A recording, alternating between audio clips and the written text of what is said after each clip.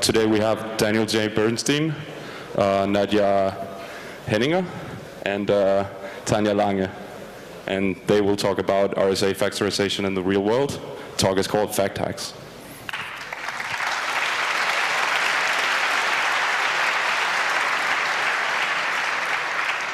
Thank you.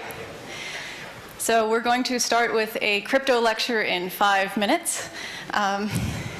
So just to begin, since we're talking about RSA, here is a picture of RSA for you.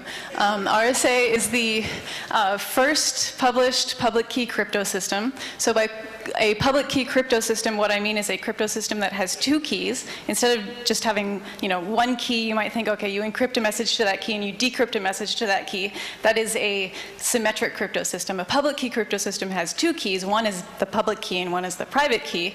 And the public key you publish to the world, and anyone can use that key to encrypt a message, especially to you. And only you who have the private key can decrypt that. So the RSA paper was the first published public key crypto system. That was in 1977. This revolutionized cryptography and enabled the development of the internet. So 35 years later, RSA is still the most commonly used public key crypto system. If you ever use the internet, you probably use it every day. So here is a sample SSL certificate, which uses RSA. If you use SSH, you probably have an SSH key, which probably is RSA. Before I launch into the math, I want to explain what we're doing here. We wanted to, since you guys are hackers, you like code, and instead of formulas, so we wanted to give you formulas in code. And so what we are giving you is working Python code for all of the math that we're going to do.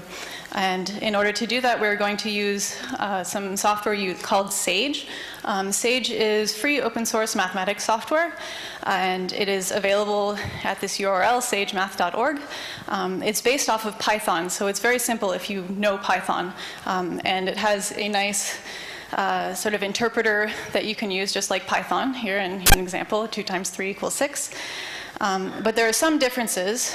For example, the caret, instead of in Python it's XOR, in Sage it's exponentiation. So 2 to the 3 is 8 in Sage. And the other nice thing about Sage is that it has lots of useful mathematical libraries. For example, if I, in the Sage interpreter, say factor 15, it helpfully tells me 3 times 5. That's pretty great. It also does a lot more advanced things. For example, it can represent polynomials. I can say factor the polynomial x squared minus 1, and it helpfully tells me the answer to that. So now that we've gone through what is Sage, I want to explain how to do RSA. So perhaps some of you have seen this before. In order to generate an RSA key, the first thing that you do is you generate 2 large random primes. So if we want a 1024-bit RSA key, we generate 2 primes of size 2 to the 512. So 512-bit primes, P and Q. In order to generate the public key, you multiply together P and Q and you get some N. N has 1024 bits. And then you have what's known as the public exponent, which you can choose 3 or 65537 or 35, or it really doesn't matter what you choose. These are some of the most commonly used values.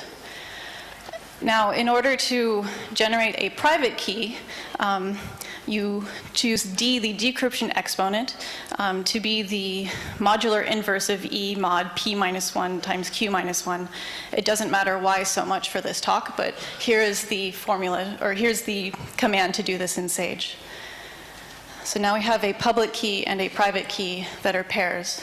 And in RSA, if you want to encrypt a message, you raise your message to the eth power mod n. So you can do that with your public key here. And similarly, decryption, you raise the ciphertext to the deth power mod n, and that will give you the message back out again. Fairly simple. Now, I'm lying to you slightly. If you read this talk, absolutely do not implement RSA this way. You must pad your message.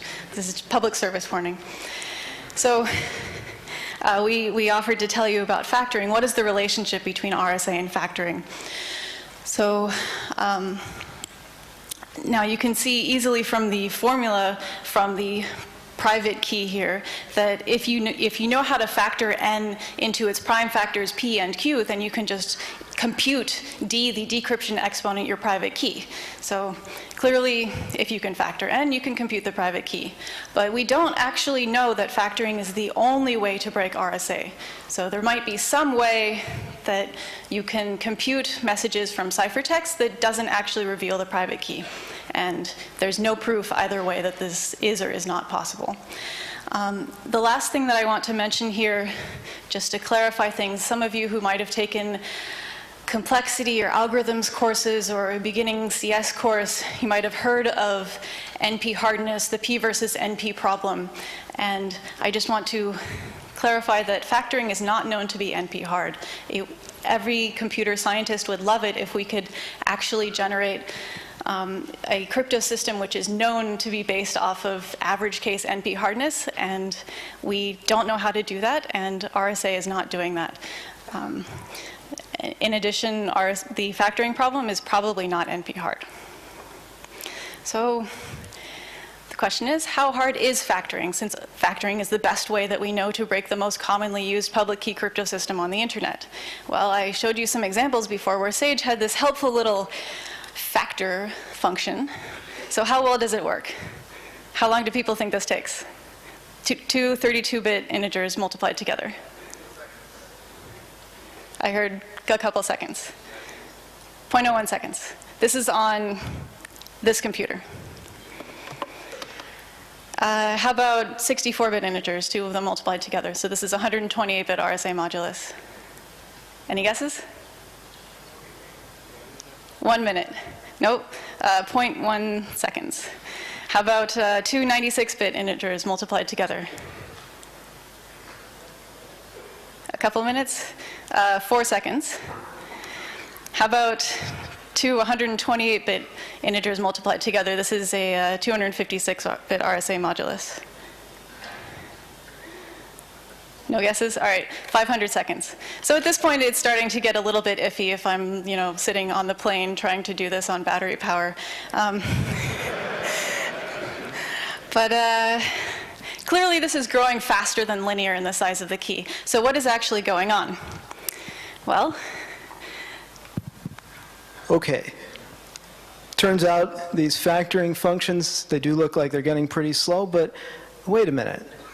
Do we actually have to use this factor function if it's getting really slow? Maybe instead of trying to use Sage's factor function, maybe we could just guess what the prime was. Now, as an RSA user, you might not think that this is a threat, having somebody guess your prime, because there's some way to count the number of primes, number of 512-bit primes, and there's more than 2 to the 500 512-bit primes. And if your random number generator is giving you any of those 512-bit primes with the same chance, then any particular prime that the attacker guesses and just tries dividing n by that, sees if it's evenly divisible, well, any particular prime has only a 2 to the minus 500 chance of being guessed by the attacker. And even if the attacker tries a huge number of times, they'll never guess your prime. Except, what if your random number generator is working really, really badly and doesn't give you 2 to the 500 different primes? What if it only gives you, say, 2 to the 40 different primes? And then suddenly the attacker could, well, try figuring out what those primes are. So here's how the attacker looks at this. The attacker says, okay, I'm going to target your public key. I'm going to take your big N, which is your secret key, your public key is big N. It's your secret key P times your secret key Q, your private P and Q. And he's trying to figure out the P and Q given N. So what he does is he takes a bunch of devices that are out there, and he looks at how they work, or downloads a bunch of software which generates keys, and then using that software or using those devices, he tries generating a bunch of P's and Q's for himself, using whatever the random number generator is in that device or in that software. And then that's something which maybe the random number generator works really badly, and maybe you're using that device too. So the attacker tries each of the primes that he sees from this device and tries seeing, does that prime divide your N? And if you were using that device and it doesn't generate very many primes, then maybe he gets lucky and finds your prime, because the device has generated the same prime for him that it generated for you. Now, does anybody actually build devices which screw up random numbers this badly? As a matter of fact, yes, bears do shit in the woods. So there are some famous examples. We don't have a huge number of historical discussions in this talk, but just a few examples here. Goldberg and Wagner totally broke the original Netscape generation of public keys. There are only something like 2 to the 47 possible keys, which was a countable number. So they could figure out all the possible keys that Netscape could generate if they knew when you generated a key, which was often very predictable. Another example, the Debian bug, the horrendous failure for SSH and lots of other applications from a few years ago. Debian and Ubuntu for a year and a half were generating only, well, fewer than 1 million possible public keys. So complete disasters of random number generation. But if you want to add to this list, if you want to do more and more of these find bad random number generators, you have to say, okay, what's the next device out there that might have been screwed up? Let's look at it, look at the code, see what kind of primes it generates, and does it do badly? It takes some real work to figure this out. Wouldn't it be nice if there was a systematic way to just, without having to do a lot of work to look at each device, each piece of software, wouldn't it be nice to just figure out, oh yeah, let's just magically figure out if there's any primes out there generated from bad random number generators. And you can imagine, here's the easy attack. Here's the systematic way to do this. You take 2 users, so you and you each have a public key, and we're going to grab those public keys, N1, oops, well, I'll leave this up here, N1 and N2, and then hope that these N1 and N2 share a prime. So N1 is some prime p times some q1, and N2 is some same prime p times some different q2. Now, this could happen. You could have N1 and N2 sharing both primes. That would be legitimate, that 2 people who are actually the same web server sharing their keys, sharing their certificates, they know they're doing this. You can get the same public key from 2 places. Google has their keys copied to tens of thousands of servers. That's not a surprise. But if you have 2 different public keys, they shouldn't be sharing primes. But what if they do? Well, here's this magic Euclid's algorithm, which will just print out the shared prime p. So it's a very simple algorithm. It just takes one of the numbers, say N1, and let's say N1's a smaller one and N2 is the bigger one. It divides N2 by N1 and replaces N2 by the remainder and then switches the numbers, and that's exactly what this code does. The N2% N1, that's again the N2 mod N1, the least remainder when you divide N2 by N1. And then the result, once you get down, one of the numbers gets down to 0, the other number is exactly the shared prime. So this is an amazing algorithm. Here's just a little manual example, not with big 512, 1024-bit keys. This is with just tiny little, I guess, 8-bit primes. 16-bit, well, it looks more like 13-bit keys. So 2 numbers coming in. N1 is 4187, N2 is 5989. And you can see if you keep dividing one number by the other, replacing it by the remainder, do that a few times, you quickly get down to 0. And the number right before the 0 in the middle of the slide is 53. And that 53 is a shared prime between these 2 small keys. If you scale this up, if you do this computation for bigger numbers, then here's another timing example. It's still really, really fast. In the middle of this slide, this is doing 10 24-bit keys that share a 512-bit prime. You can figure out this 512-bit prime so quickly that the timing there, 0.00 seconds, can't even see how fast it is. Okay, so that's Euclid's algorithm. Now you can actually do this for tons and tons of keys. You download, say, millions, tens of millions of keys from the internet, all the different SSL servers, maybe go for some SSH keys. You download tons and tons of public keys, and then you try all the pairs with Euclid's algorithm. And it's so fast that you can do this, but actually you can do better.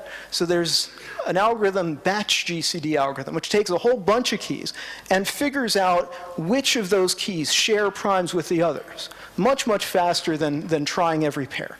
So you don't have to try every pair. It's kind of like sorting, that it's about that kind of speed instead of having to try every pair. If you have tens of millions, you don't have to do tens of millions times tens of millions of pairs. You just have to pretty much read through the whole list once. So what does this batch GCD algorithm do? Well, it's figuring out for the first N1, instead of computing the greatest common divisor, the Euclid result for N1 and N2, and for N1 and N3 and so on, it figures out the product of N2, N3, N4, and so on, takes the greatest common divisor of that with N1. Applies Euclid's algorithm to that, and then does a similar thing for N2 and for N3 and so on. And each of those is going to show you whether n1 or n2 or n3. It's going to show you whether they share some prime with any of the other n sub i's. Now this, if you did exactly the computation shown on this slide in the math formulas, it would still be too slow. But the batch GCD algorithm finds redundancies in these GCDs. And here's exactly what it does. It figures out the product of all of the keys. So you take, say, 1,000,000 keys and you multiply them all together. And that's done with the code here. What you do, maybe I'll just skip to the bottom. You see numbers 10, 20, 30, 40. You build a product tree. So you take 10 times 20, compute 200. Take the next pair, 30 times 40, compute 1,200. Then take the pair of products, 200 times 1,200. If you add more numbers, you have more levels in the tree. And that's exactly what the Python, well, the Sage code does here. And then the last step of the algorithm is kind of going down the tree, building a remainder tree. So what's happening here, to figure out the greatest common divisor of n1 with the product of all the other keys, the idea is to take this product, which is called big R on this slide, take the product of all the keys and then divide that by n1 squared, and then take the remainder, so R mod n1 squared, divide by n1. And then compute the greatest common divisor of n1 that. And the amazing fact is that's exactly the greatest common divisor we're looking for. And then what this little Sage script does is it takes R and divides R by, well, a bunch of n's in a really fast way. And then at the bottom, once it's figured out R mod n1 squared, R mod n2 squared, and so on, divides those by n1 and n2, takes the greatest common divisor with n1 and n2. And that's exactly telling you, the outputs here that are different from 1 are exactly telling you which n sub i's share a prime with some others. It's very remarkably short little scripts and work quite well. Here's how fast these are. So on some 800 megahertz core, if you try this for, say, 100 numbers, then just 100 random 1024-bit numbers, which it doesn't matter what the numbers are, it'll always run at the same speed. Then that takes 0.05 seconds. If you have 10 times as many numbers, it takes about 20 times as long. And if you have another 10 times as many numbers, it takes about 20 times as long. And it keeps scaling up like that. So you can get to millions or tens of millions of numbers, and it still finishes in a reasonable amount of time. So amazingly fast algorithm. You don't have to scale this up to like 2 to the 50 or 2 to the 100 keys. There's only, say, tens of millions of keys out there. And this runs reasonably fast. OK. Can you actually hope for this to work? A random number generator is really this bad? Well,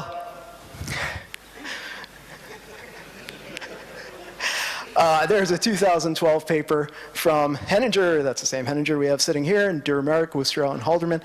This got the Best Paper Award at Usenix Security 2012. And what they did was they tried exactly this on tens of millions of keys out there and factored tens of thousands of keys. Admittedly, they used a C version of this instead of these Sage scripts, but the Sage script will go up to millions. It's just when you get beyond that, you want to write it in C to deal with using a lot of memory. But you can use exactly these scripts for pretty large chunks of keys. And so they factored tens of thousands of keys and said that these keys are, well, typically not your bank keys. They're going to be, say, keys for your home router. So the vulnerable devices are not going to be, say, a big server out there. The vulnerable devices will be your Fritzbox. Thank you, Nadia.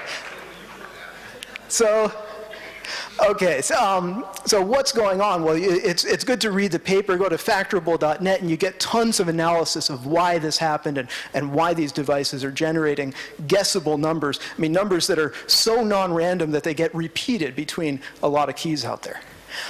There was, at the same time, another team that, like within days, they announced the same result. They independently did the same computation. They said, yeah, we've also downloaded a bunch of keys and factored as many as we could with basically the same algorithm. And then, so at the end of it, yeah, we factored tens of thousands of keys. That paper has no analysis. So they're like, yeah, there's keys. They share primes for some reason. I guess e-commerce is dead. Got to change your bank keys. Call the New York Times. So there's the New York Times article. Flaw found in an online encryption method. I also like the advertising on the side here, like iron key on the top, and then encrypt, decrypt, and access MySQL data in real time. Try it free for 30 days. I secured my cloud data. Have you? Awesome advertising there. Yeah, once you've found that there's a problem like this, then of course you start looking around for more and more places where you might have some bad randomness.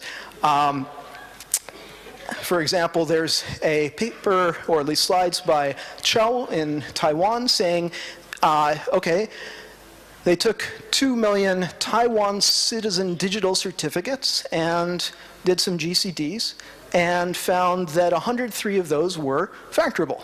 So anybody who downloaded these certificates, which apparently are used in Taiwan for like paying your taxes, talking to banks, I don't know, but paying taxes is one that I've checked. So 103 people out there have these Taiwan citizen digital certificates where you're supposed to have in this database things like the names of the people and their ID numbers, but you aren't supposed to have their secret keys. The whole point is those are supposed to be private, kept on some smart cards that are issued to the citizens in Taiwan. And the randomness generation is so bad that 103 of those keys have now been factored. Okay, the smart card manufacturer, I also like this quote. It's a company based in Munich called Giesecke and Devrient, and their motto is creating confidence.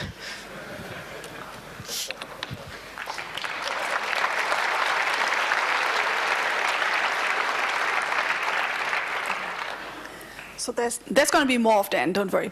But we promised a bit more than just factoring bad keys or the keys with the primes. Now, if you find another number like this one, so here's coming some more of math stuff. So if you see a number like this and you observe this last digit, then yes, it's very easy for you to see it's divisible by 5. So if you find such a key that it's easy to break, and if you're a computer rather than a human being, you look at lots and lots of those numbers, you have a list of small primes stored, and what you're going to do is just trial division. So if there's any small factor, it's very easy to define with trial division, or what Dan showed with all the remainder trees, you can also do this for batch trial division. So assuming that you're looking for a prime p somewhere, then you go linearly all the way up to the p, and there are about p over log p many primes before you find this p. For each of them, you just do an exact division. If it works, fine, you found a factor, otherwise not. Now, this is not going to work against your normal keys. I know that in the example that Dan mentioned by Wagner and Goldberg, that they found one factor which had a 9 in there, but usually your keys don't have a 9. Now, for slightly larger numbers, there is a method due to polish. So if you see respectable number here, there is no obvious divisibility of this one. One thing you can try is a walk. Well, we call this a walk. You start with some random number smaller than n and some offset here. Oh yeah, I should also say all those scripts are available at this URL. So if you go to facthacks.crypto, then you find all the scripts if you want to play with it at the same time, including this one and some explanations and such. So what you do is you start off two different numbers. One at each step squares it and adds c, and the other one squares it, adds c, and squares it again and adds a c. Each time computing mod n. So you have two sequences running around. One is at twice the speed as the other one.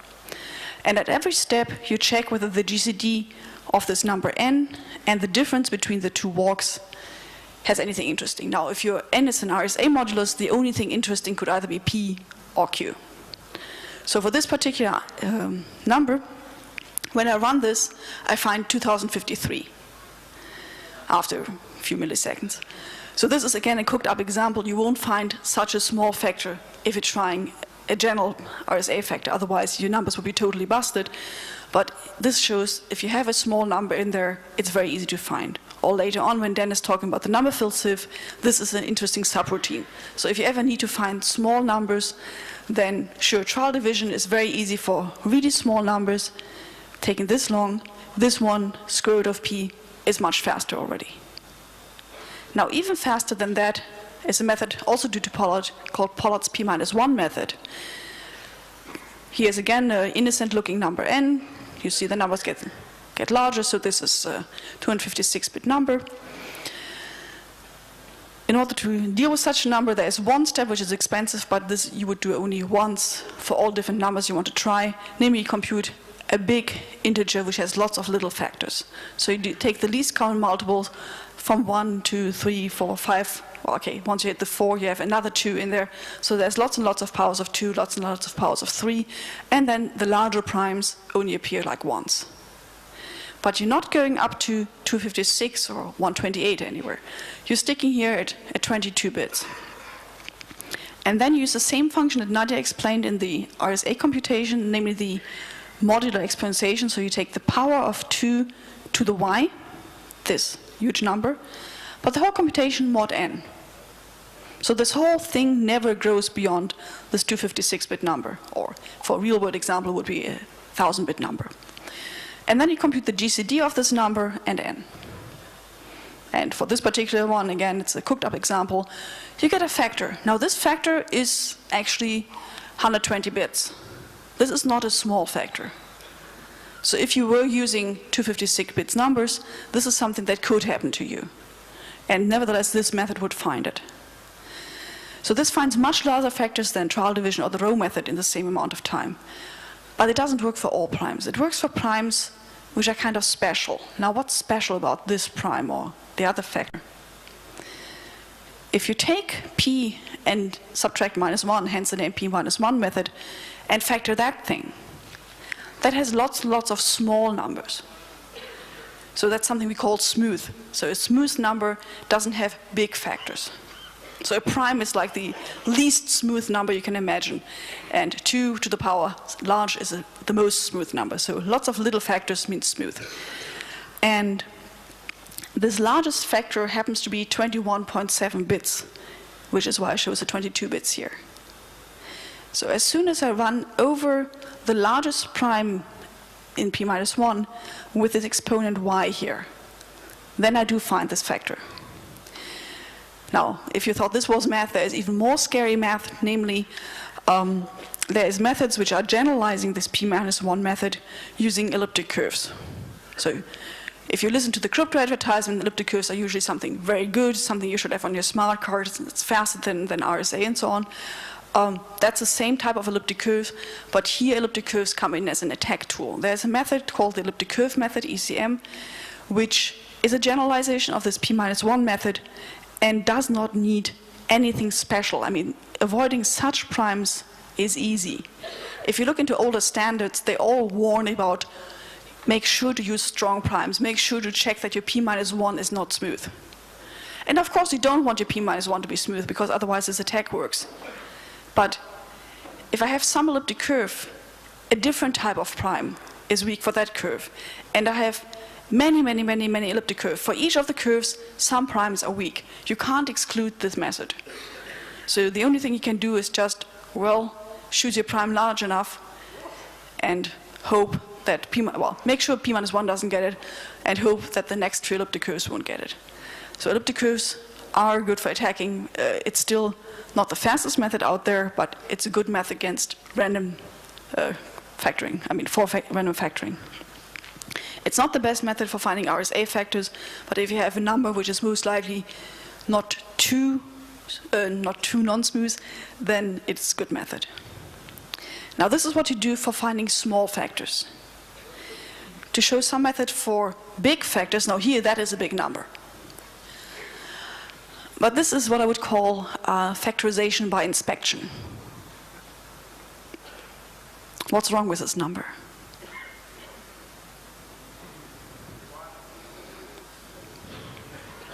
I mean, this number is not small, and it won't have small factors, I promise you this.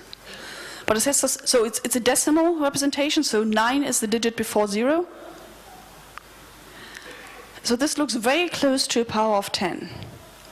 Actually, this is very close to power, 10 to the 340.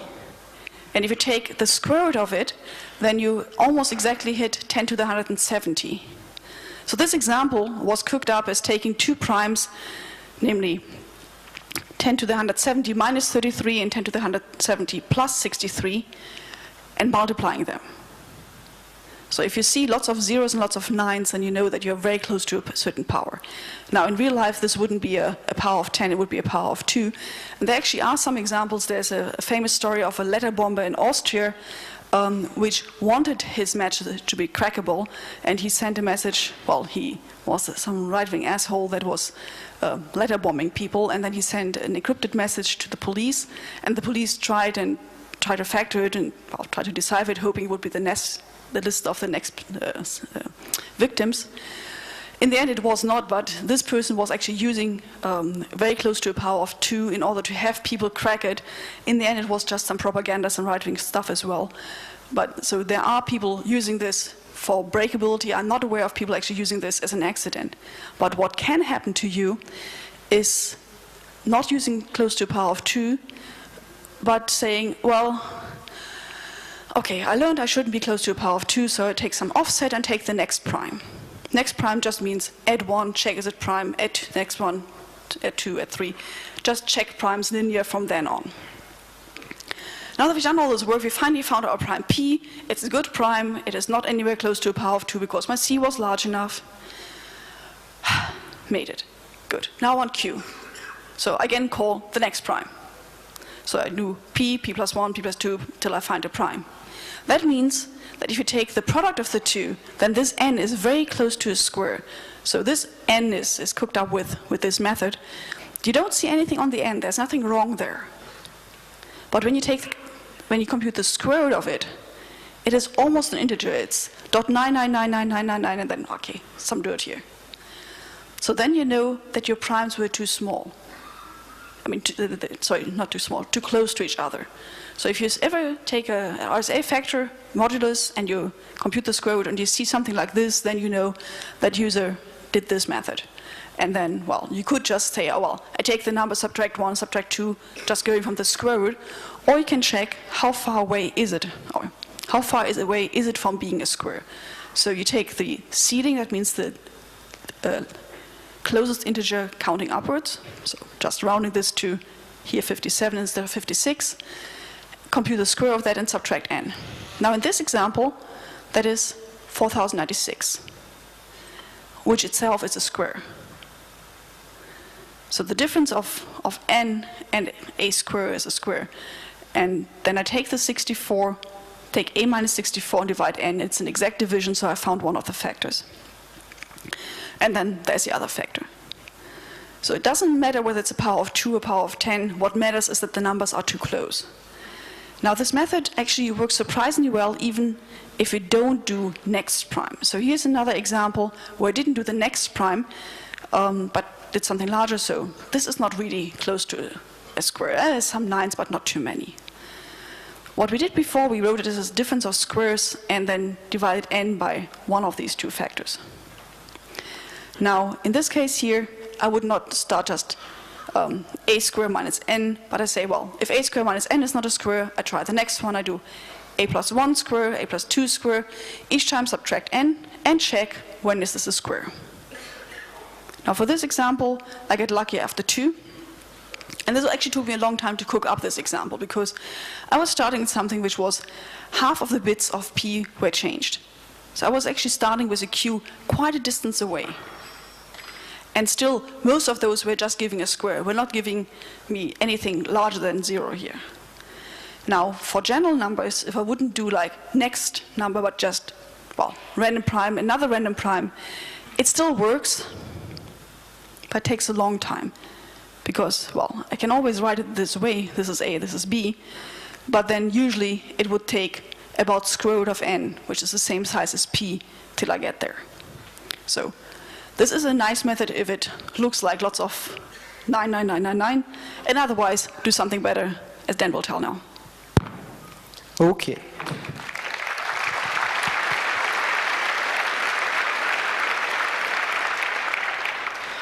All right, so it's bad to have p and q too close to each other, or have small p, or to have p and q non-random. So let's do everything right.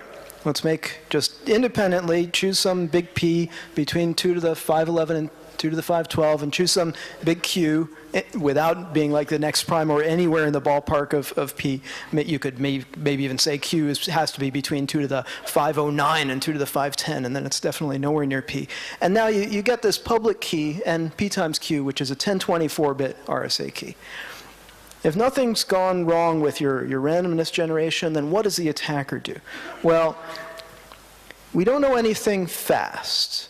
So this is going to be the one part of the talk where there's these big powers of 2 for how fast things are, because they're not really fast. And you have to think about how much something like 2 to the 80 is. There's all these different methods. I'll just skip down to the last two. There's a quadratic sieve, QS, and the number field sieve, NFS. These have been around since, well, the quadratic sieve since the 80s, the number field sieve since the early 90s. And the number field sieve, the general consensus is it takes something like 2 to the 80 operations. Now here's something fun to try. If somebody says 2 to the 80 operations and there's some cryptographer talking about the security of something, ask them, what do you mean by an operation? How fast is this operation? And then most of the people saying this will go running, screaming like, I don't know what an operation is. Don't ask me that question. But still, people will confidently tell you that the number field sieve takes 2 to the 80 operations to break any 1024-bit RSA key, even if the user hasn't done anything wrong, the implementer hasn't done anything wrong. And this number, this 2 to the 80, if you pin down what those operations are, this is something which is doable today by people with a big botnet or people with a big computer cluster. Now, I'll give some details of what I mean by the sizes there. As your computers get cheaper and cheaper, somehow chips aren't going up in clock speed, but they're still getting cheaper. You know, you can get a really cheap ARM which is doing the same kind of computations that a pretty big CPU was doing several years ago. And chips are going to continue getting cheaper for a while. These attacks against RSA 1024 are going to become doable for more and more people. So how do these methods work? I'll give one example and then one little Sage script. And let's try just a really small number. This will be with the quadratic sieve, which is not as fancy as the number field sieve, but it'll give you some idea of how these methods work. The quadratic sieve starts with that Fermat method you heard about. Remember, the idea there was to try to find a square as a squared minus n. So a was like the square root of n, or maybe that plus 1, plus 2, and so on. And you keep searching for a plus 1, and so on. Search for numbers that if you square them and subtract n, then you get a square. So let's try that for n equals 2759, which is not very big. Then you try 53, what's the ceiling of the square root. Square that, subtract 2759, you get 50. Well, 25 would be a square, but 50 is not a square. It's 2 times 25, 2 times 5 squared. And then you try another number, 54 squared minus 2759, 157, that's too complicated. I don't remember that being a square, so let's just skip it. And then you keep going like this, 266, 377, 490. I remember 49 as a square, but that doesn't mean that 490 is a square, because 10, 2 times 5, that's not a square. And 605, you can try, okay, wait a minute. We remember how to take out the 5, and then 605 divided by 5, well, you can figure out it's 5 times 11 squared. Oh, it's almost a square. So you keep doing this for a while, and it seems like Fermat's method is actually working pretty badly. It does work eventually, but it's taking quite a while. Here's what the quadratic sieve does. From the same computation, you look at these numbers that were not exactly squares, 50 and 490 and 605, and you notice if you multiply them together, 50 was 2 times 5 squared, 49 is 2 times 5 times 7 squared, 605 is 5 times 11 squared, and then you multiply those together, you get 2 squared and 5 to the 4th and 7 squared and 11 squared, and that's exactly the square of something. The square of 2 to the 1st times 5 squared times 7 times 11. And then the quadratic sieve is taking the square root of that number and subtracting that from the product of the 50-somethings that were on the left side and taking the greatest common divisor of that with n, and amazingly, that produces a factor of n. And it's not just, oh, some random accident that if you had tried the greatest common divisor of write down some hocus pocus, then yeah, you'll eventually get 31 coming out. Every 31 times you write down a random number, it'll have this 31 dividing it. Now, you can try this for bigger and bigger numbers, and actually this keeps working. As soon as you find a square product, then half of those square products are going to factor n. So that's how the quadratic sieve works. And here's a more systematic script for it with a much bigger number, which if it were just hocus pocus, this wouldn't work. But this does work. So there's a number from my computer's random number generator, 3141592653589793323. You try writing down a bunch of squares. Maybe I should get my computer's random number generator checked. It is that 2-year-old laptop you heard about before, so I'm not sure it's working properly. You take a bunch of a squared minus n, and then let's make a list of those, call it x. And you can see the range there is up to 500,000 numbers. So it's a pretty big list we're talking about.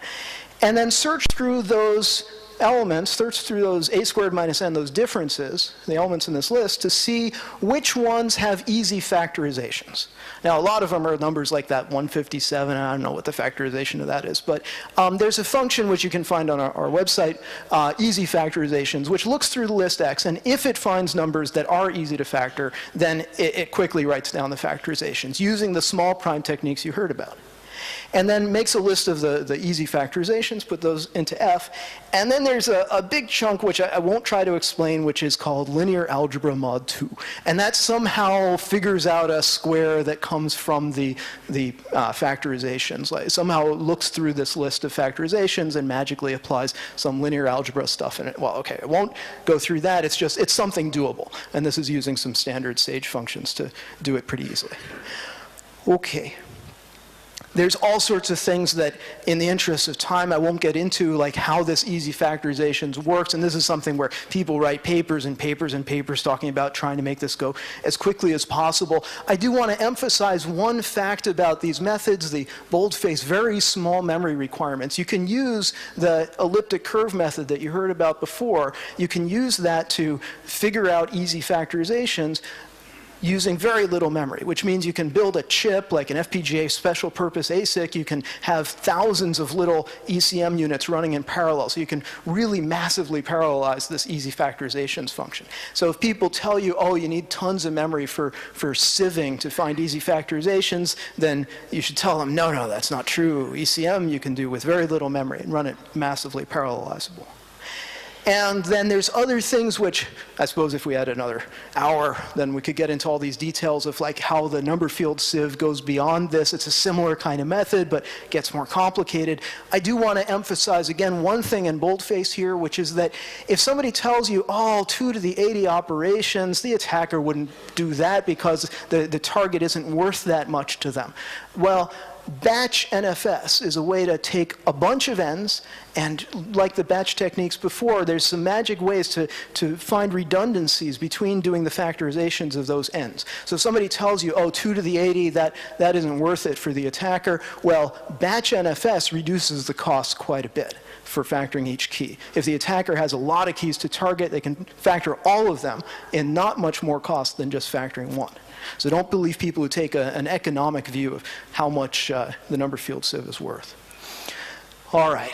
What does this mean? Can the attacker actually do the number field sieve once they've put in all these optimizations? Well, if you look carefully at the analyses of the number field sieve, only about 2 to the 70 differences, things like these a squared minus n's. If you look through 2 to the 70 of those and scan them properly, find easy factorizations, do linear algebra, you will factor any 1024-bit key.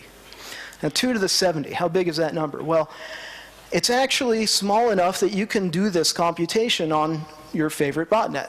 Say, okay, Conficker is shrinking still, and it'll probably be wiped out at some point, but it's an example of what you can do using any of the security problems that are deployed on enough machines. You can break into a bunch of machines, millions of machines. Conficker estimates vary between 7 million and 12 million machines. So you use your, say, 2 to the 23, that's 8 million machines, count how many seconds there are in a year, and then say, okay, that means we have to do 2 to the 22 differences per second per machine, and that is slower than state-of-the-art factorization code already runs. So it's actually a pretty easy computation. You don't even need that many millions of computers to do this. If people tell you, wait a minute, you can't just use a bunch of machines, there's all this work for linear algebra, then I'll just skip this. Be aware that linear algebra is not as much of a problem as some people would say. If you use a big botnet, there's one little problem. For an attacker who breaks into a bunch of machines and then starts spinning them up, heating up the CPU, the fan starts running, the user starts wondering, why is my machine running so slowly? Maybe only use half the CPU, but it's still got a good chance of getting you detected and kicked off the machines. Users are going to shut you down if you're doing, say, a year of computation on your botnet. So what do you do instead? Well, you build a little computer cluster. Now, yesterday we've heard about a big building in Bluffdale, Utah that apparently is going to store all of the data collected by the NSA for the next 100 years, or maybe forever. But something that I didn't hear emphasized yesterday was that this building also has a new power substation, which is drawing 65 megawatts, well, generating 65 megawatts. Now, what are we doing with 2 to the 65 megawatts? Is that the kind of power that you need to store a bunch of data on tapes? No, that's the kind of power you need to do computations. So what is NSA doing with 2 to the 26 watts?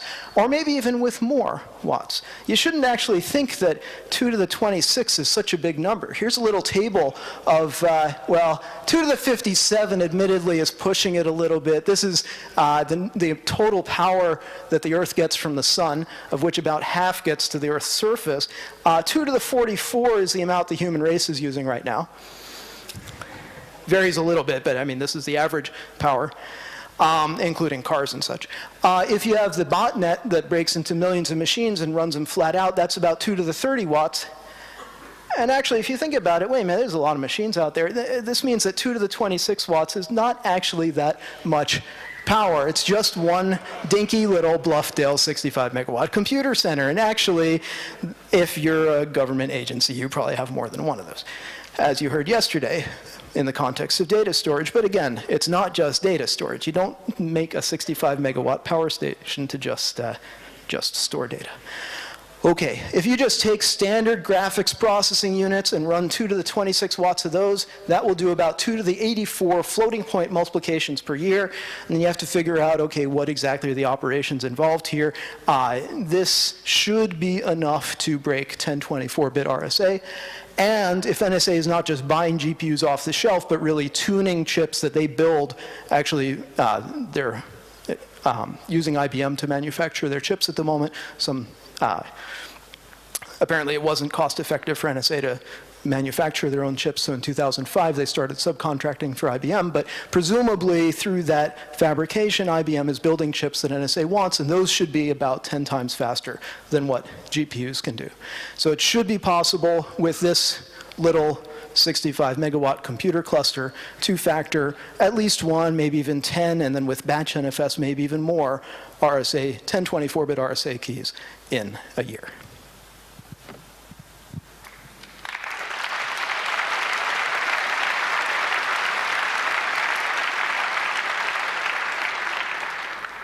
So to conclude things up here, I want to explain how you can use, from the comfort of your very own home, a distributed, a massive scale distributed cloud computing service to calculate private keys on your own. So many of you may be familiar with Amazon EC2, but it turns out, Google also has a large amount of computing infrastructure, and they actually have a really convenient web interface to access it.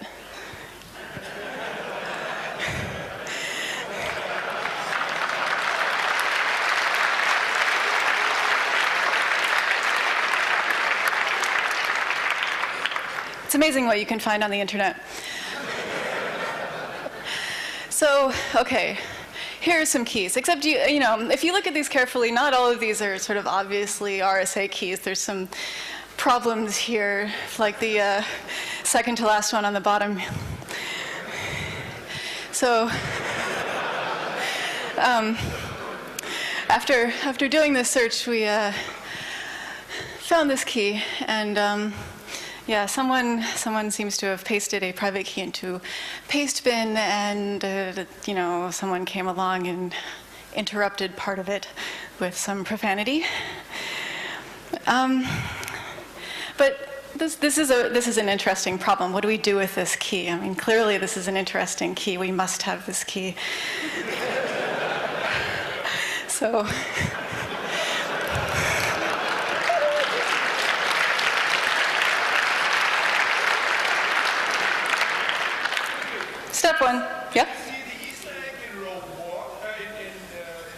we'll discuss this.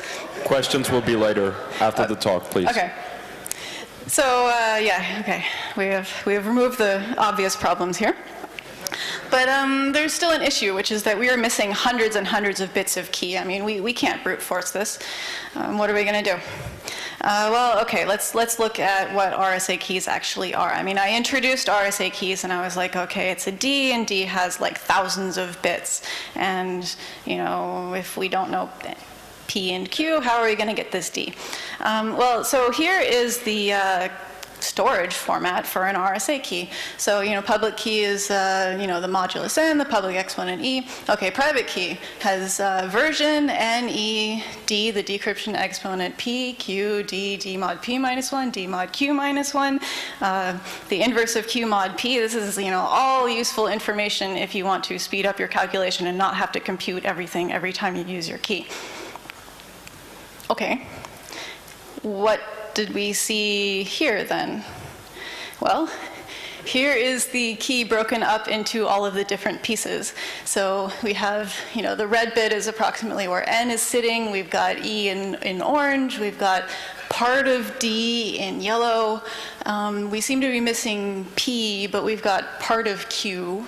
And then here's D mod P minus 1 and D mod Q minus 1 and Q inverse mod P. There's also a little problem before the red here. In addition, you might call this the private part of the private key.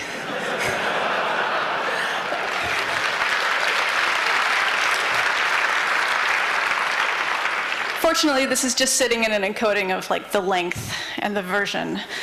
So. All right, so what do we do with this information? Well, you know, basically given any part of this private key, we can easily compute all of the other parts. And, you know, simple formulas, Q, well, we take, you know, the, 2 to the, like, E times D mod P minus 1 and GCD that with N, and, you know, then we get Q, and then we can figure out what P was by dividing and figure out what D is, and so on and so forth. And, you know, you can do this even if you have a part of a single value from the private key. You can still compute the rest of the private key from that. We don't have time to get into this, but it's online. So, you know, using a little bit of math, single formulas typed into Sage, we can reconstruct the private key here.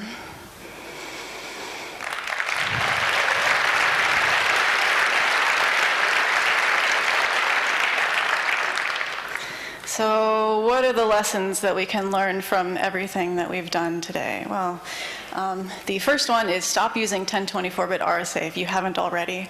And I have looked at the keys that are out there on the internet, and you are still using 1024-bit RSA.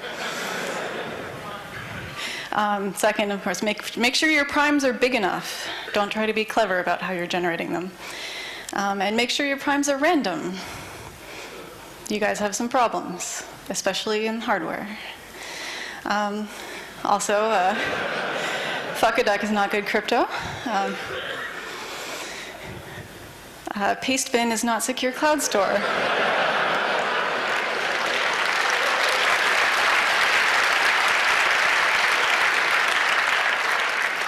And you probably shouldn't put your private key in a secure cloud store anyway.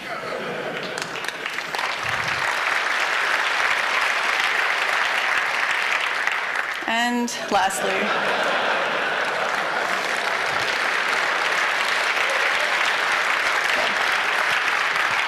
thank you.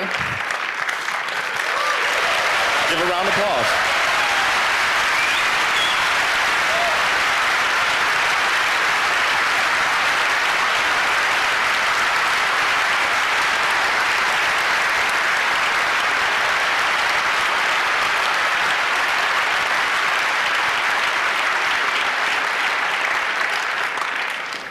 So questions will be taken at the numbered microphones. So anyone who has a question, please line up at a microphone, and we will start by the signal angel who has a question from IRC. So IRC has a lot of punchlines involving penises and some questions. So the first question is, so would you recommend more using elliptic curves or RSA with multiple primes using proper primes? So there are ways to do elliptic curves wrong. There are ways to do RSA wrong. In general, if you've got a particular performance requirement, then elliptic curves are going to meet that with a much higher security level than RSA is going to meet that. Of course, you can do RSA securely, you can do elliptic curves securely, but if you've got some performance limitation, as many applications do, then elliptic curves tend to be a better choice. I also want to clarify, so the other most commonly used public key crypto system is DSA, the digital signature algorithm. There's also elliptic curve DSA, which is probably what you're thinking about with elliptic curve cryptography. And DSA is, in my opinion, actually much worse than RSA in terms of randomness failures. In the paper that Dan referenced, we also talk about randomness failures in DSA, and it's horrifying. If you ever screw up randomness in a single signature, your entire public key is lost. We will take the next question from microphone number 4 to the right of the scene. Hey guys, sorry I didn't mention the computing power at Bluffdale.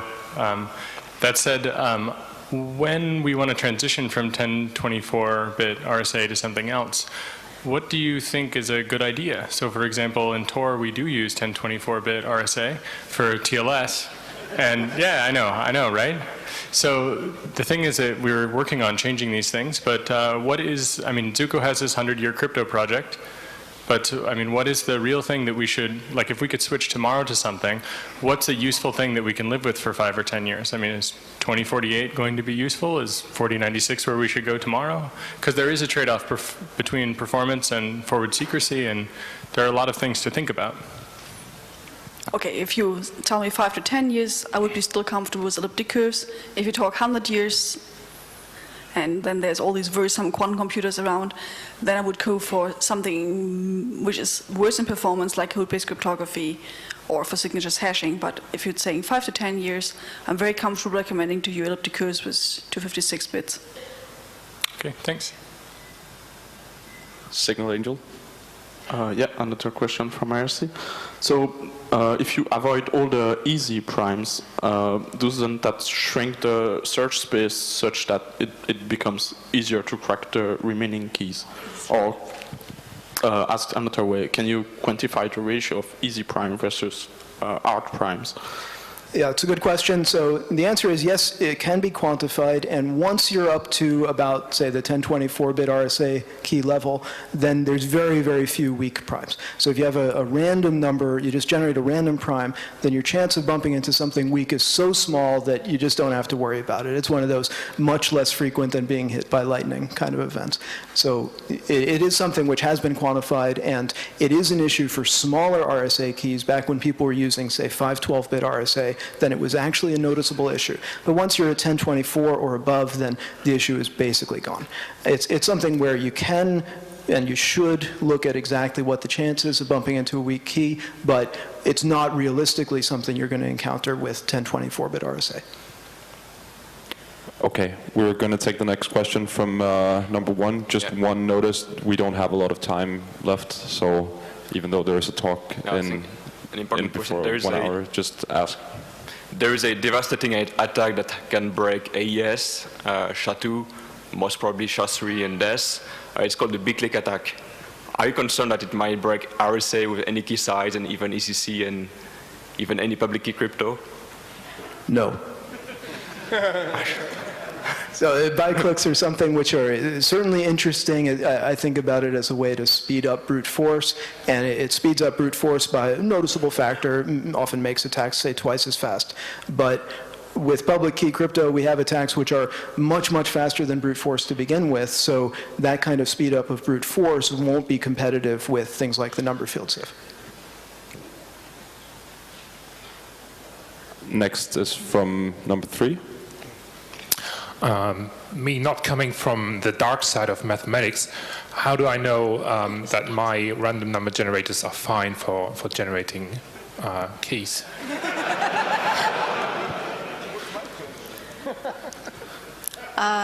Seed them. Basically, the things that are out there, if you're using a standard random number generator, like in Linux, actually Linux has added patches to the kernel to fix some of the problems that we found. If you want to know that your keys are good, if you generate them on a general purpose computer after it has been running for a long time, you are probably fine. I would not generate I would not generate very important or long-term keys on lower power hardware devices where you can't tell. Thank you. Next question will be taken from number 4. Hi. It's just a remark, not really a question. I work in high-performance computing. I was at the supercomputing conference a couple of weeks ago. They are presenting large-scale installations and dealing with problems of power. They want to build petaflop and exaflop systems that are in the range of 20 megawatts. So I'm wondering what NSA is doing with 53 megawatts in a data center, because I know storage doesn't take that much capacity. So I think it's really something we should think about. So thanks, nice talk. Next question from the Signal Angel have one? Okay, another question is, how big do you estimate the effort to exchange keys and certificate involving 1024 bits primes, let's say worldwide at the moment? I guess I wasn't getting what the question was. Could you repeat the question? I don't really understand it myself. Okay, just let's switch to 1. Yeah, my question goes back to the idea: how can we know how good the keys are, private keys are? Is there something like a keygen evaluation tool, or can the quality of a key generator be estimated from a sample of keys, like a public tool that I can throw keys on and it will tell me a bias of my keygen? If you go to factorable.net, my co-authors and I have made a key check tool, which will tell you if your key is in the list of keys that we scraped off the internet that we were able to compromise. That's a first check. It's not a positive verification that your key is good, but it will tell you if it is very bad. If you want to check your Key generator. Actually. If you want to check your generator, if you're worried about the factorization problems, we have fast code on the website in C that will do the GCD calculation for you if you just dump a gigantic collection of keys at it. If you might have other problems, like you are not sure whether it's factorable, like those don't come up, the experiment that you might want to do is sort of restart the process in realistic conditions and generate a gigantic quantity of keys and just check for repeats. I mean, the sort of obvious stress test things, I mean, if you have a device, you want to boot it up in realistic conditions and then check them. And this is painstaking work, but I don't think there's any realistic way of doing better than that. Or inspect the code, the obvious thing. Make sure you're seeding anything. Okay, you know. Thank you. So next question will be from mic number 4. Hi. Well, if I got your numbers correct, so you said something like it would take 8 million machines a year to factor 1024. So I was wondering, what if I would like to factor like 800 bits or 900 bits, which is, as I understand, way easier than 1024, but was never done publicly. So are you saying that would take like a day or something? So it depends on the size of cluster you have. The RSA 768 factorization a couple years ago used something on the scale of 1,500 computers for a year. And those were normal kinds of computers, desktop kind of computers with, I think, typically 2 cores. So nowadays, if you have some faster, say 3 gigahertz 4-core machines, I think those were typically 2 gigahertz 2-core. Yeah, nowadays, right. So Tanya's mentioning you, of course, want to use GPUs to speed things up. And there's many ways to take advantage of computer technology moving forward. To get careful estimates for going from 768 to 800, that's a short enough extrapolation that people are pretty confident about that. Getting to 900 starts getting iffy what exactly the cost would be. And 1024, there's a fair amount of guesswork. So there's some consensus on roughly what the costs are, but it's hard to say exactly. But again, to give you a scale of it, you were saying like 900 or 800. Well, 768, RSA 768 challenge was done, and that one was 1,500 machine years. Okay, thank you. We'll take 4 more questions from Signal Angel first. Okay, so it's a clarification of the question I asked before.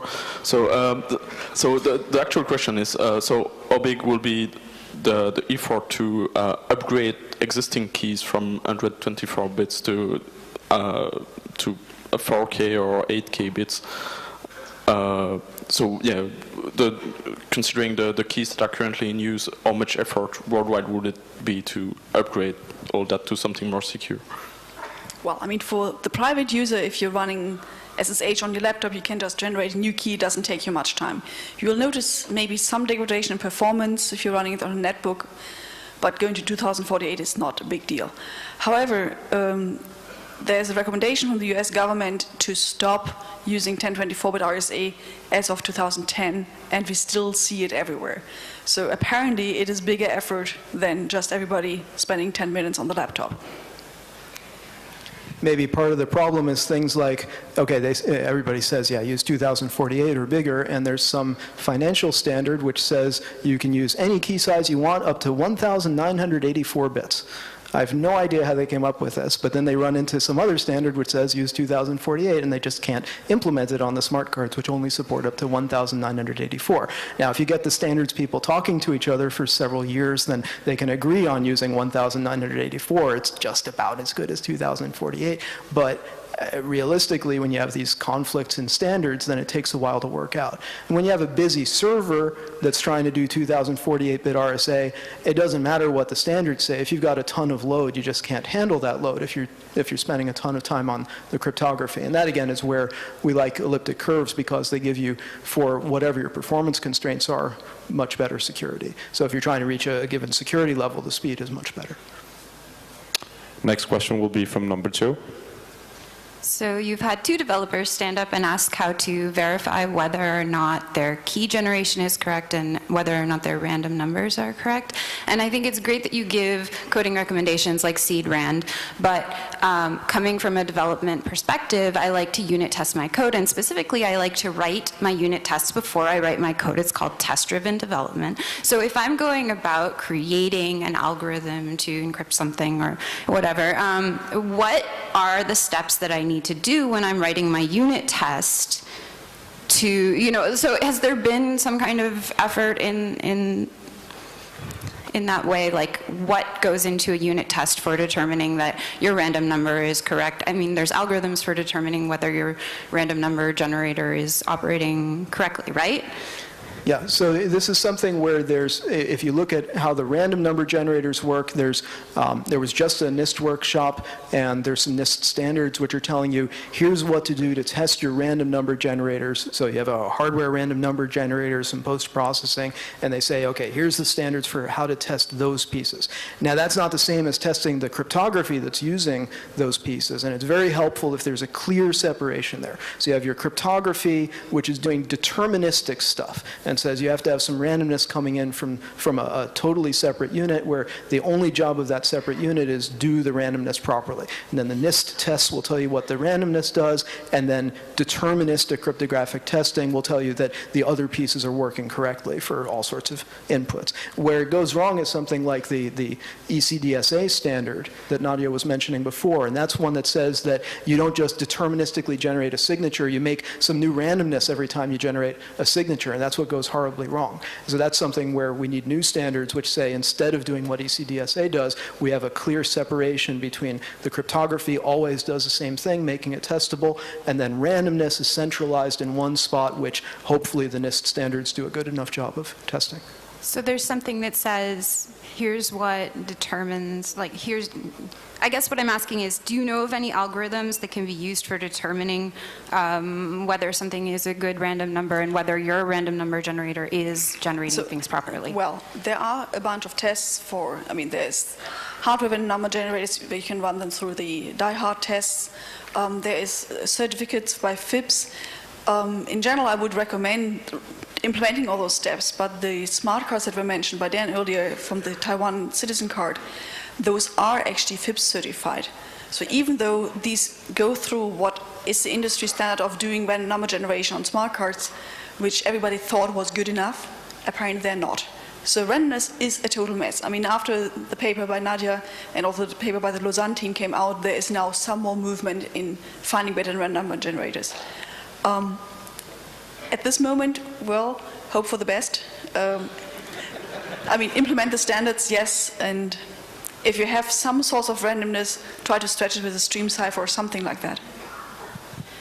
I want to tell a little story. I mean, after we published the paper, I heard some very interesting things from some of the vendors, and I think one of the things that makes randomness and cryptography a difficult problem is that this kind of issue is something that crosses a lot of the abstraction boundaries that you're used to in coding. You want to have the clean unit test that you know that this piece works and this piece works and this piece works and this piece works, and you put them all together and it will all work flawlessly.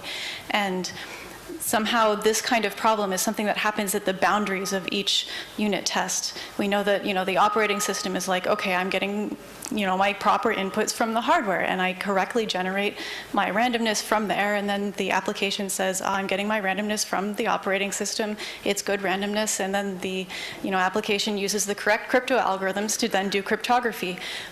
And at the very beginning of that stage, there was something broken, and it translated all the way through all of these pieces of software that were working correctly. And testing this holistically was the only way to find this kind of error. So one story that I heard from a vendor was that they ran into randomness problems. They had developed some device, it was working perfectly, and on the assembly line, they were being turned on and run through the checks on the first, you boot it up and it checks the integrity or something on the assembly line, and it was continuing on. And if you exactly booted them up in the exact, at the exact same time, in the exact same conditions, then all of the inputs to the random number generator would be the same, and they would generate the same keys. And then those keys would be, they already generated their keys, so they wouldn't generate them again after they went, to the consumer. And I don't know how to unit test that except take the entire device and turn it on and take multiple of them and make sure that the devices, as they are coming out of the production process, are working correctly. So we will take two more questions, one from number 4 first and then number 1 at the last. How good do you think hardware supported random numbers generators are? After what you just said, I think they are probably not good anymore. You don't know. Well, Intel has their RD-RAND instruction in some of the newer chips, and they say that they've gone through a reasonable number of evaluation steps. I mean, it sounds like they're trying. Whether they're successful is a different question. Something I don't like about the API is that RD-RAND gives you no way to test the pieces. You can only test the post-processed output, so nobody else is able to test the actual randomness generation part of the hardware. You can only get a filtered version of that. So Intel and people who are contracted by Intel to see what's going on inside are the only people who can run these tests. It's not open in a way that allows the community to see if there's further problems. But at least they're trying. And maybe with enough effort, the hardware manufacturers will get randomness generation right. Of course, if you can generate any sort of secret once, if you have enough of a secret to start with, then you can use things like AES to generate any number of secrets, and you can put those secrets into any number of devices that you want. And I mean, if you use AES in counter mode with encrypting 1, encrypting 2, encrypting 3, you'll get totally unpredictable, unrelated outputs, and then use those, burn those into some hardware. But where do you get that initial randomness from? Are you going through a trustworthy process there? It's a hard problem. Next question from number 1, and that's the last question. You said something about, you dropped this group-based cryptography word. Most of the stuff I've encountered under that heading kind of sounded like snake oil, just because they were using non-abelian groups and stuff. Is there anything you hear that isn't? Okay, I did not say group-based crypto, I said code-based cryptography. Sorry. So there is a Thanks. class of cryptosystems which are fine against quantum computers. For all crypto, it's always up to what we know. I mean, next day there could be somebody with a polynomial time factoring algorithm and so on. Now there's also a group of people doing break group cryptography, doing non-abelian groups. Most of these systems have been broken. If they weren't broken by classical computers, maybe they would remain secure against quantum computers. It's lots of woods there, I mean. So yes, they might have this on their flags as well, but I wouldn't count this as a secure system. Whereas code-based cryptography or lattice-based cryptography are systems which should be fine. Maybe just a URL, if you're interested in post-quantum cryptography, is pqcrypto.org, and that keeps track of papers on the various types of cryptography that should survive for 100 years, and well, in particular against quantum computers. Ladies and gentlemen, please give Nadia, Tanja, and Daniel a big round of applause. Thank you so much.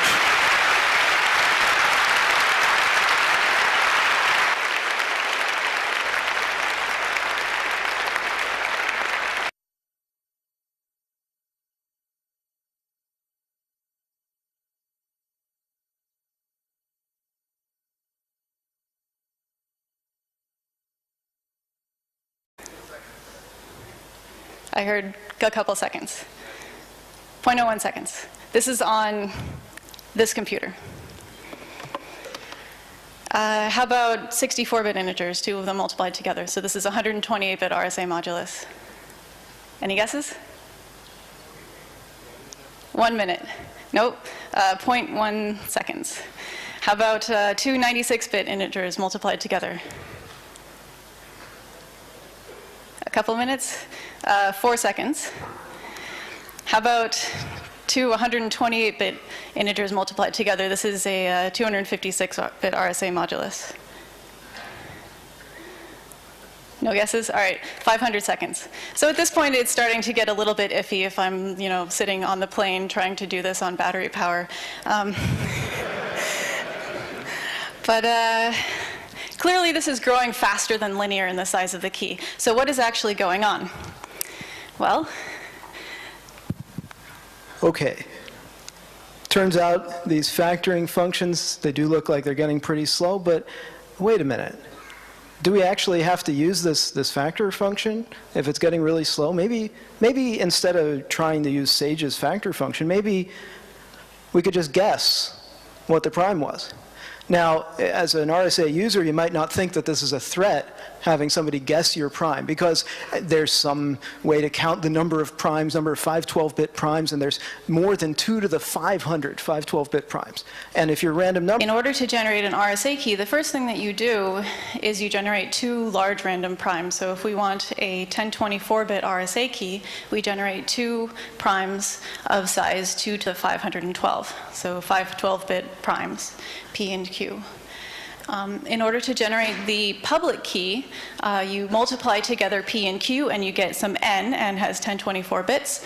And then you have what's known as the public exponent, which you can choose 3 or 65537 or 35, or it really doesn't matter what you choose. These are some of the most commonly used values. Now, in order to generate a private key, you choose D, the decryption exponent, to be the modular inverse of E mod P minus 1 times Q minus 1. It doesn't matter why so much for this talk, but here is the formula, or here's the command to do this in Sage. So now we have a public key and a private key that are pairs. And in RSA, if you want to encrypt a message, you raise your message to the eth power mod n. So you can do that with your public key here. And similarly, decryption, you raise the ciphertext to the deth power mod n, and that will give you the message back out again. Fairly simple. Now, I'm lying to you slightly if you read this talk, absolutely do not implement RSA this way. You must pad your message. This is public service warning. So we offered to tell you about factoring. What is the relationship between RSA and factoring? So now you can see easily from the formula from the private key here that if you know how to factor n into its prime factors p and q, then you can just compute d, the decryption exponent, your private key. So clearly, if you can factor n, you can compute the private key. But we don't actually know that factoring is the only way to break RSA. So there might be some way that you can compute messages from ciphertext that doesn't actually reveal the private key. And there's no proof either way that this is or is not possible. The last thing that I want to mention here, just to clarify things, some of you who might have taken complexity or algorithms courses or a beginning CS course, you might have heard of NP hardness, the P versus NP problem.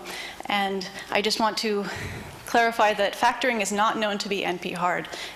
Every computer scientist would love it if we could actually generate a crypto system which is known to be based off of average case NP hardness, and we don't know how to do that, and RSA is not doing that.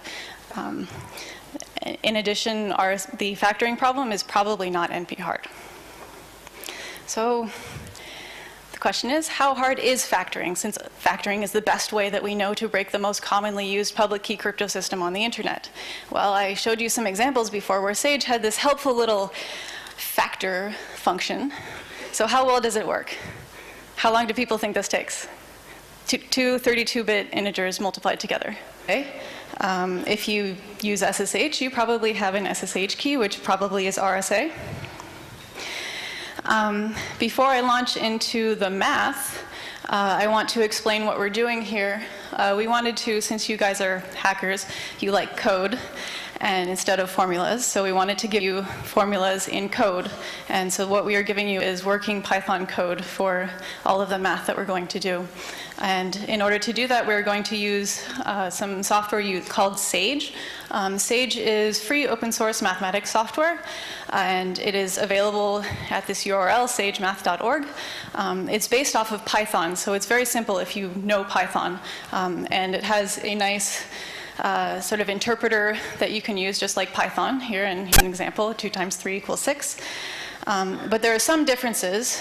For example, the caret, instead of in Python it's XOR, in Sage it's exponentiation. So 2 to the 3 is 8 in Sage. And the other nice thing about Sage is that it has lots of useful mathematical libraries. For example, if I, in the Sage interpreter, say factor 15, it helpfully tells me 3 times 5.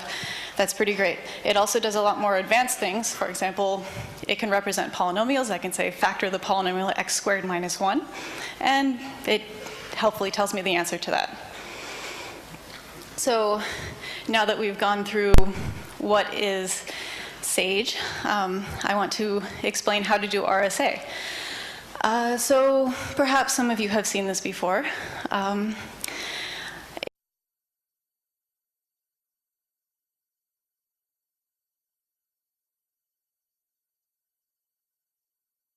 Today we have Daniel J. Bernstein, Nadia Heninger, and Tanja Lange. And they will talk about RSA factorization in the real world. The talk is called FactHacks.